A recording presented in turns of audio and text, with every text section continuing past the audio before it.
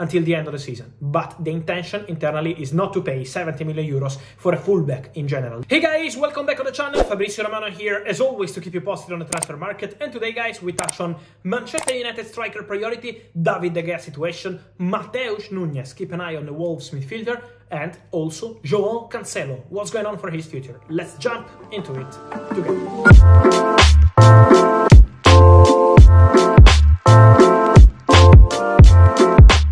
And so guys, I want to start this episode with this video with João Cancelo. What's the situation? Many questions coming from you since January when he joined Bayern on a loan deal with a buy option, 70 million euros, and now more and more with a change of the manager with Thomas Tuchel as new coach. What I can tell you is that the expectation internally at Bayern is for the club not to trigger the buy option 70 million euros as it is too expensive, so they are not going to pay that money for João Cancelo, but in the next weeks and months, Bayern with their director will discuss with Thomas Tuchel and decide if they want to negotiate with Manchester City for Cancelo or if they want to go for different strategy in that position. Now, the idea of Bayern would be to negotiate with Man City, but it's important to say that nothing will be clarified until the end of the season. But the intention internally is not to pay 70 million euros for a fullback in general. This is not 100% in Bayern style. And so this is the point on Cancelo. Let me remind that at the moment the point is also that other clubs are waiting to understand what's going to be the Bayern situation,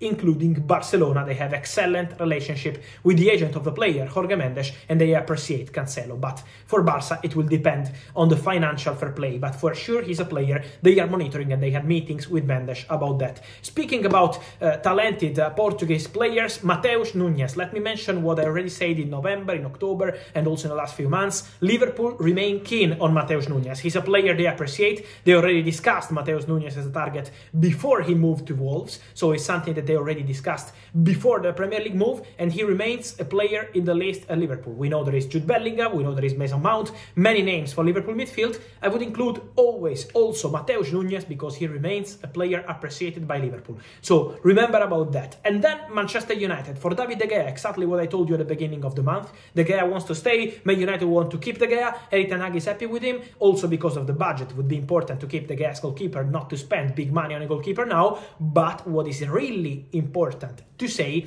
about David De Gea is one point on the salary. Man United didn't extend his contract with the automatic option because they had a feeling that they wanted to offer a different structure of the contract, a different salary, and so the conversation, so the financial point of view continue, but both parties want the same, want to continue together. On Man United, I wanted to clarify something about the striker. I keep receiving many questions from you on the striker situation. Guys, from what I understand, Man United priority will be to sign an important striker in the summer, of course, but also a physical striker. So a striker can also help on the physical point of view. This could be the idea, and so I will keep an eye to many targets. We know the situation of Harry Kane, but Tottenham will fight to keep him, offering him a new contract, but he's really appreciated at Man United.